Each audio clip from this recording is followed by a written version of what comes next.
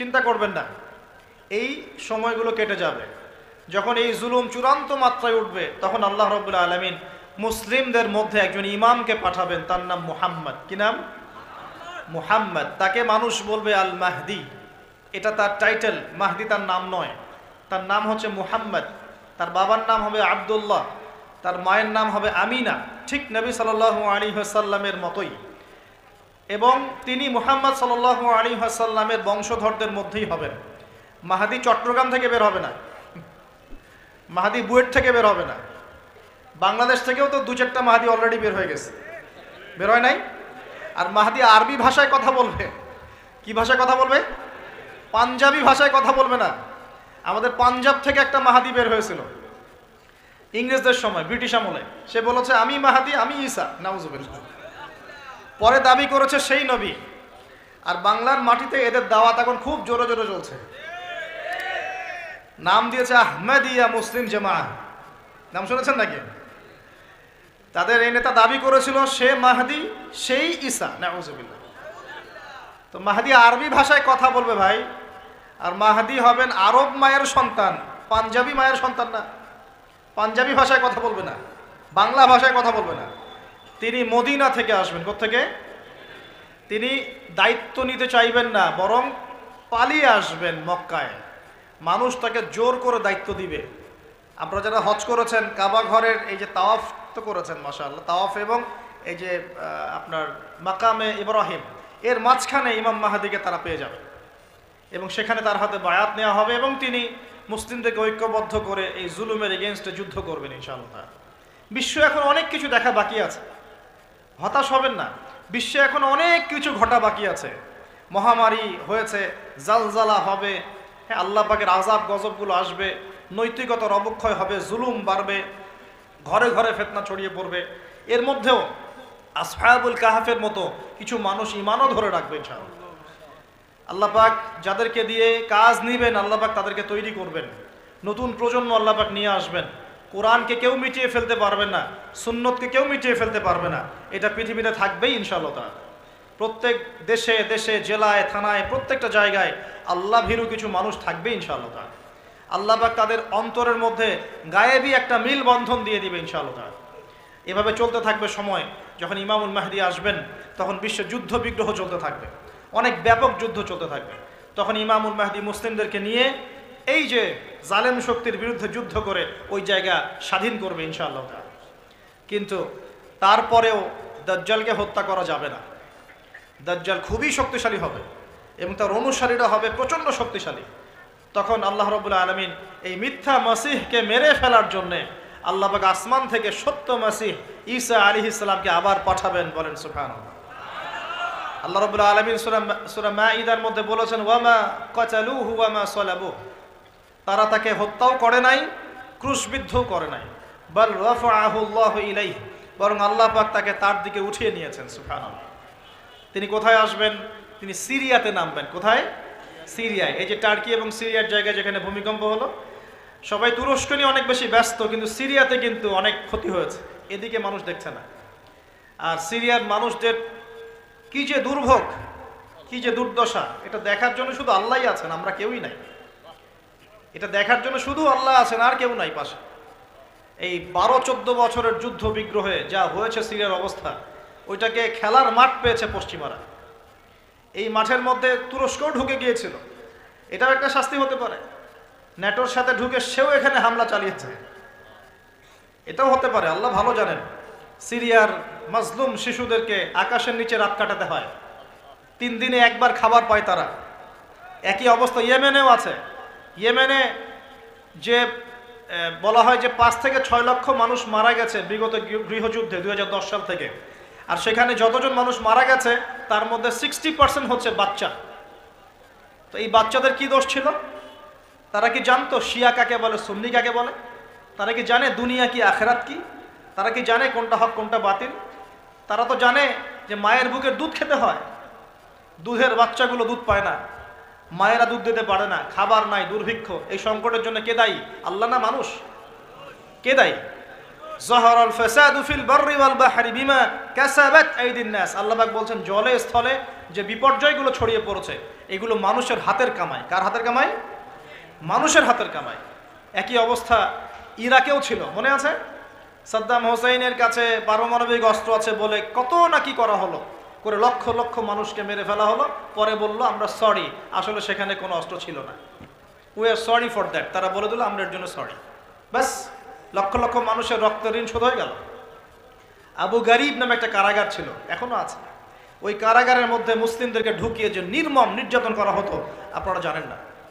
পাকিস্তানের একজন ডক্টর মহিলা, ওই যে উনি নিউরো মেডিসিন ডক্টর আফিয়া, উনাকে মনে হয় 10 থেকে 12 বছর ধরে ওখানে নির্যাতন করা হয়েছে। আপনার বোনকে যদি একবার কেউ খারাপ নজরে তাকায় আপনার কেমন মনে হয়? আপনার মায়ের দিকে যদি কেউ একবার খারাপ নজরে তাকায়, একটা খারাপ মন্তব্য করে, আপনার কি মনে হয়? আপনার স্ত্রীকে যদি কেউ একটু গায়ে টাচ করে চলে যায়, শ্লীলতাহানি করে, টিস করে, আপনার কি মনে হবে? এরকম লক্ষ লক্ষ বোনদেরকে আমাদেরকে এরকম ধর্ষণ করা হয়েছে দিনের পর দিন। গ্যাং রেপ বলে, গ্যাং রেপ মানে একসাথে 10 জন 12 জন মিলে আমাদের বোনদেরকে ধর্ষণ করেছে। মুসলিমরা তো বললাম না, মুসলিমরা পড়ে আছে ওঠেন বসেন নিয়ে, মজা ট্রল এগুলো নিয়ে। সারা বিশ্বে যা হচ্ছে মুসলিমদের সাথে, যদি আমরা সত্যি জানতাম শান্তিতে ঘুমাতেই পারতাম না, আমাদের ঘুম উড়ে যেত চোখ থেকে।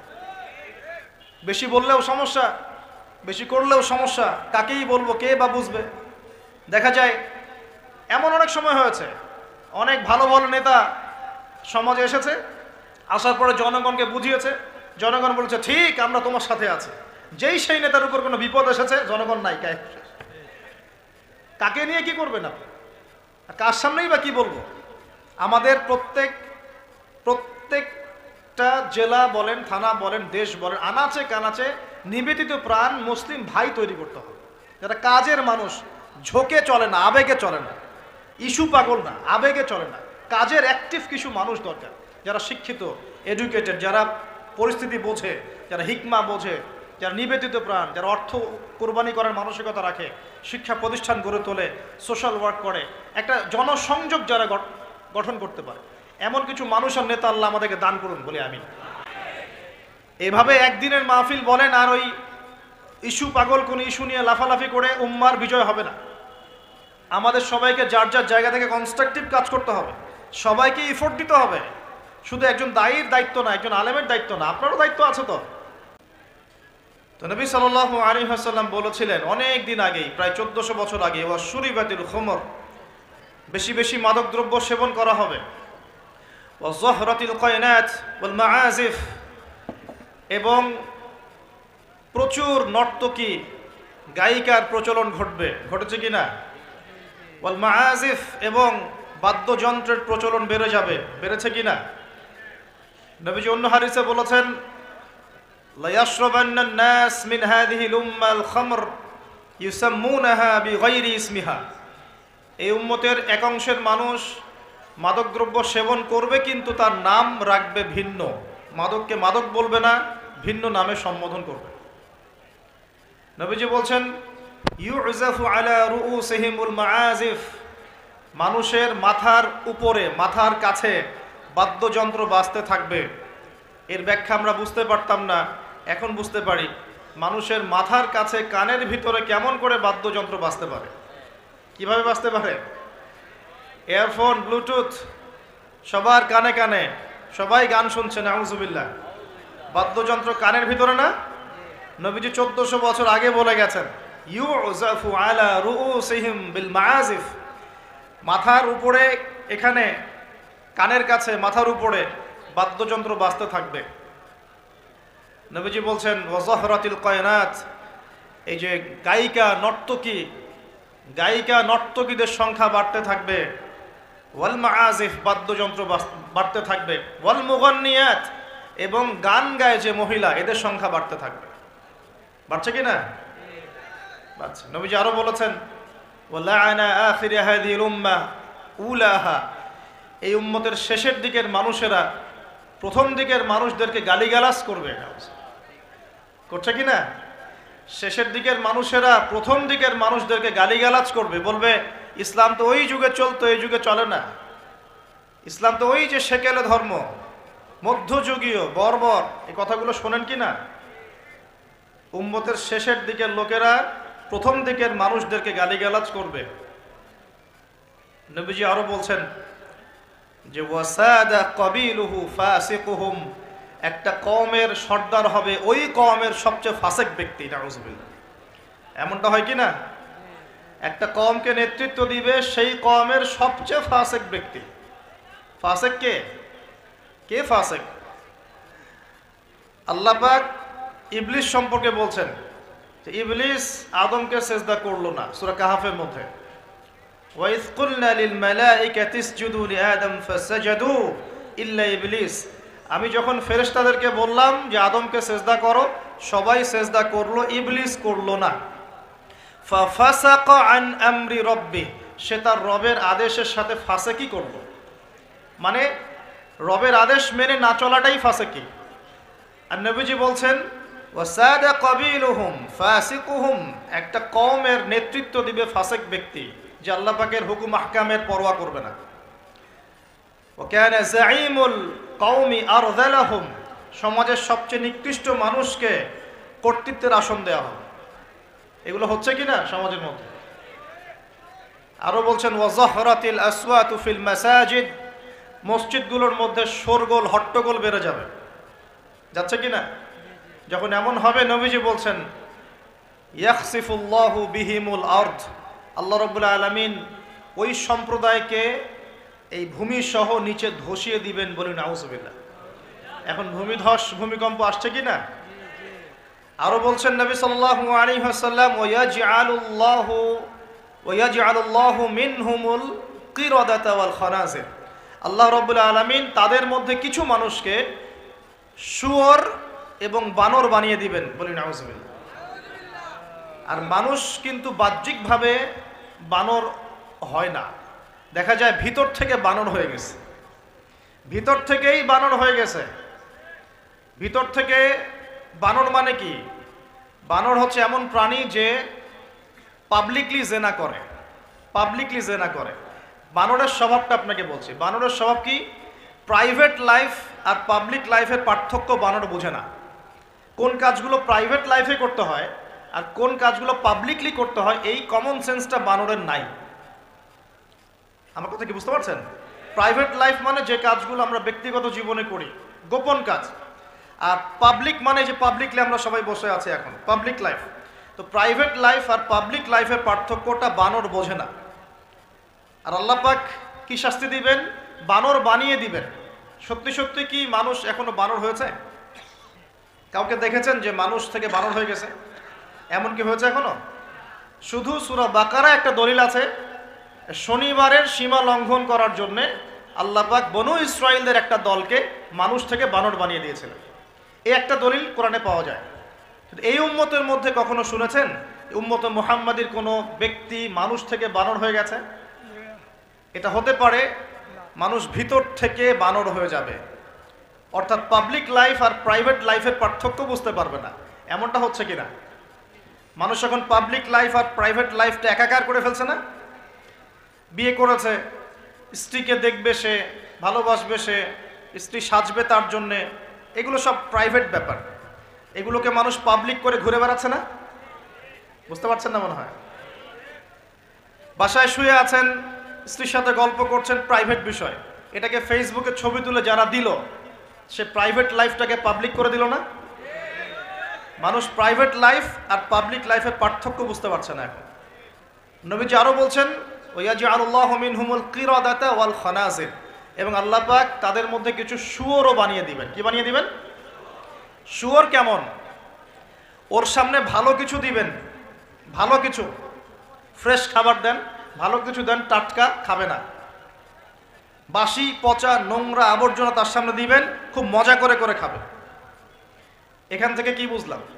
এক শ্রেণীর মানুষ বের হবে এই উম্মতে, যারা হালাল জিনিস ওদের কাছে ভালো লাগবে না, হারাম ভালো লাগবে। বুঝতে পারছেন না মনে হয়?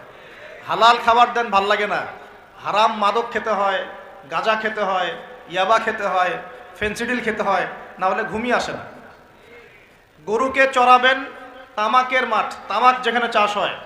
আমরা ওই যে বান্দরবন ওই এলাকার দিকে প্রোগ্রাম করতে গিয়ে দেখেছিলাম, মানে বিঘার পর বিঘা জমিতে খালি তামাক চাষ হচ্ছে, তামাক। তো ওই জমিগুলোর মধ্যে গরু ছাগল চরে না, কারণ গরু ছাগলও জানে যে এগুলো খাওয়ার জিনিস না। বুঝতে পারছেন কথা? কিন্তু মানুষ গোগ্রাসে খাচ্ছে, ডলছে, খাচ্ছে, টানছে। শুয়োর কেমন প্রাণী? যার সামনে ভালো কিছু দিলে সে খাবে না, খারাপটা দিলে আপনি খাবেন। হালাল ভালো লাগছে না, হারাম ভালো লাগছে। আল্লাহ পর্দাকে হালাল করেছেন, পর্দা ভালো লাগে না, বেপর্দামি ভালো লাগে। আল্লাহ পাক, আল্লাহ রাব্বুল আলামিন ইসলাম নাজিল করেছেন, কোরআন সুন্নাহ ভালো লাগে না, মানব রচিত ধর্ম ভালো লাগে, মানব রচিত বিধান ভালো লাগে। আল্লাহ রাব্বুল আলামিন হালাল খাবার দিয়েছেন, ভালো লাগছে না, খাবারটাকে ম্যানুফ্যাকচার করে ভেজাল দিয়ে খাওয়াতে হবে। আল্লাহ পাক দিয়েছেন পবিত্র সম্পর্ক, পবিত্র সম্পর্ক ভালো লাগে না, অপবিত্র জেনা ভালো লাগে। আল্লাহ পাক দিয়েছেন পবিত্র বৈবাহিক সম্পর্ক, ভালো লাগে না, পরকীয়া ভালো লাগে, জেনা ভালো লাগে, পতিতাবৃত্তি করতে ভালো লাগে। এটা শুয়োরের স্বভাব। কার স্বভাব? এটাই হতে পারে সেই ব্যাখ্যা আল্লাহ পাক বলছেন, তার নবীর মাধ্যমে জানাচ্ছেন, আল্লাহ পাক এই উম্মতের কিছু মানুষকে বানর বানিয়ে দিবেন, আবার শুয়োর বানিয়ে দিবেন। ভিতর থেকে বানর আর শুয়োর হয়ে যাচ্ছে মানুষ। আর এখন এগুলোই শেখানো হয় যে আমাদের পূর্বপুরুষকে নাকি মানব থেকে তৈরি করা হয়েছে। এই আকীদায় যে বিশ্বাস করে সে স্পষ্ট কাফের। যে এরকম কোন আকীদায় বিশ্বাস করবে সে স্পষ্ট কাফের, এবং তাকে কেউ কাফের মনে না করলেও সে কাফের। এখানে বড় বড় অনেক ওলামায়ে কেরাম আছেন, আমি আসলে তাদের সামনে কথা বলতে লজ্জা বোধ করছি। আপনারা তাদের কাছ থেকে ফতোয়া জিজ্ঞাসা করেন। কেউ যদি বিশ্বাস করে যে আল্লাহ পাক মানুষকে নিজ হাতে আদম আলাইহিস সালামকে সৃষ্টি করেন নাই, বরং মানুষ বানর থেকে আস্তে আস্তে আস্তে আস্তে মানুষ হয়েছে, এই কথা যদি কেউ বিশ্বাস করে তাহলে সে ঈমান থাকবে না কুফরি হবে? ঈমান থাকবে? কশ্চিৎ কালেও না। একজনকে চার্জ করা হচ্ছে। অবশ্যই এখানে একটা বিষয় আছে, এটা হয়তো সবাই ধরতে পারছে না। এখানে কিন্তু ইস্যু কয়েকটা আছে। একটা হচ্ছে বিবর্তনবাদ, একটা হচ্ছে ইতিহাস বিকৃতি, একটা হচ্ছে সমকামিতা শিক্ষা প্রদান করা, একটা হচ্ছে ইসলামিক যে মুভমেন্ট সেটাকে সবার সামনে নেগেটিভলি উপস্থাপন করা। এরকম কিছু ইস্যু কিন্তু উঠেছে। আমরা কিন্তু ব্যস্ত হয়ে আছি এই বানর আর মানুষ নিয়ে, তাই না? এখানে বানর আর মানুষটা মূল জিনিস না।